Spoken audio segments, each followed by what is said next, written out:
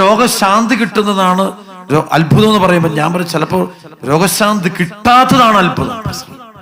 കാരണം ദൈവത്തിന്റെ പദ്ധതി എങ്ങനെയാ പോകുന്നു പറയാൻ സാധിക്കില്ല. ഒരാൾ കല്യാണ ആലോചന ഉറപ്പിച്ചു വെച്ചപ്പോണ്ട് പെട്ടെന്ന് എല്ലാം സമയമായി, ഒത്തുകല്യാണം തലേ ദിവസം കല്യാണം അങ്ങ് മാറിപ്പോയി. അപ്പോഴെല്ലാം പറയോ വലിയ അപകടം വന്നു, വലിയ കൊച്ചിന്റെ അത് പൈശാചത്തെ പിടിച്ചു, അത് ദൈവം എന്തോ. ചിലപ്പോ അത് അത്ഭുതമായിരിക്കും. അത് ആ ബന്ധമല്ല കുഞ്ഞിന്റെ ബന്ധം, ആ മകന്റെ ബന്ധം അതല്ല, അത് മാറിപ്പോക്കുന്നത്. അപ്പോൾ അനുഗ്രഹങ്ങൾ എന്ന് പറയുമ്പോൾ, അത്ഭുതം പറയുമ്പോൾ ഈ പോസിറ്റീവ് സുഖം കിട്ടുന്നത് മാത്രമല്ല, സകല അത്ഭുതമാണ്. അത് ദൈവത്തിന് വേറെ തന്നെ അത്ഭുതമാണ്. നമ്മുടെ ജീവിതത്തിൽ ദൈവസാന്നിധ്യമാണ് ഏറ്റവും വലിയ സാക്ഷ്യം. ഒരു വ്യക്തിക്ക് ദൈവത്തെ അനുഭവിക്കാൻ പറ്റുന്നത് എന്തും സാക്ഷ്യം. ചിലപ്പോൾ പോകുന്ന വഴിക്ക് ഒരു വണ്ടി ഒരു ആക്സിഡന്റ് വന്നു, അതാ അയ്യോ വലിയ പൈസ ആയിരിക്കണമല്ലോ, ദൈവം ആക്സിഡന്റ് കൊടുത്തായിരിക്കും. അപകടത്തിലൂടെ അവനെ രക്ഷിച്ചുകൊണ്ട് പോകും. വേറൊരു വലിയൊരു അപകടത്തിൽ നിന്ന് രക്ഷപ്പെടുത്താൻ ദൈവം ചെറിയ ചെറിയ അപകടങ്ങൾ ജീവിതത്തിൽ ദൈവം അനുവദിക്കാറുണ്ട്. നമുക്കറിയാം പത്രോസ്ലീഹ ഈശോയുടെ പീഡാസഹനത്തിന്റെ രാത്രിയിൽ പത്രോസ്ലീഹ ഈശോയോട് പറയുന്നുണ്ട്, ആരൊക്കെ നിന്നെ തള്ളിപ്പറഞ്ഞാലും ഞാൻ നിന്നെ തള്ളിപ്പറയില്ല. അപ്പൊ ഈശോ പറഞ്ഞു, ഈ രാത്രിയിൽ കോഴി കൂഴുന്നതിന് മുമ്പ് നീ എന്നെ 3 വട്ടം തള്ളിപ്പറയും.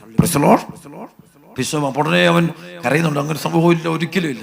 പക്ഷെ ആ രാത്രിയിൽ ഈശോ അവൻ തള്ളിപ്പറയുന്നു കാണാൻ പറ്റും അല്ലേ. അപ്പൊ ഇത് സംഭവിക്കുന്നു ഈശോ അറിയുന്നു. ഹല്ലേലൂയ. അവനൊരു വീഴ്ച ഉണ്ടാകാൻ ആരനുവദിക്കുന്നു? ദൈവം അനുവദിക്കുന്നു. പത്രോസിനൊരു വീഴ്ച ഉണ്ടാകാൻ ദൈവം അനുവദിക്കുന്നു. എന്തിനായിരിക്കുന്നു? കാരണം ഒരിക്കൽ പോലും അറിയാതെ പോലും അവൻ പറയരുത്, എന്റെ ശക്തി കൊണ്ടാണ് ഞാൻ എല്ലാം നേടിയതെന്ന്. ദൈവമാണ് എന്നെ വളർത്തുന്നതെന്ന് അവൻ തിരിച്ചറിയണം. നാളെ സഭയുടെ തലവനായി കഴിയുമ്പോൾ ചിലപ്പോൾ ദൈവത്തെ പോലും ഞാനാണ് വളർത്തി ഉണ്ടാക്കിയത്, ഞാനാണ് എല്ലാത്തിനും തലവൻ, ഞാനെല്ലാം നടത്തിയത്, എന്റെ കഴിവാണ്, എന്റെ ബുദ്ധി കൊണ്ടാണ് എല്ലാം നേടിയെന്ന് പറയാനുള്ള സാധ്യത അവനുണ്ട്. അപ്പൊ അതുകൊണ്ടുകൊണ്ട് ആ ഒരു അഹങ്കാരം ദൈവം എടുത്തു കളയാൻ വേണ്ടിയാണ് ആ രാത്രിയിൽ അവനൊരു കരയാൻ ദൈവം ഒരു അവസരം കൊടുക്കുന്നു. അവൻ ചങ്കുപൊട്ടി കരഞ്ഞു. കാരണം തള്ളിപ്പറയാൻ ദൈവം തന്നെ അനുവദിക്കുന്നു. അതും ഒരു അത്ഭുതമാണ്. ചിലപ്പോ നമ്മുടെ ജീവിതത്തിനാണ് വലിയ അപകടങ്ങള്, ഞാൻ പറയാം എല്ലാം ദൈവം അനുവദിച്ചതാണ്.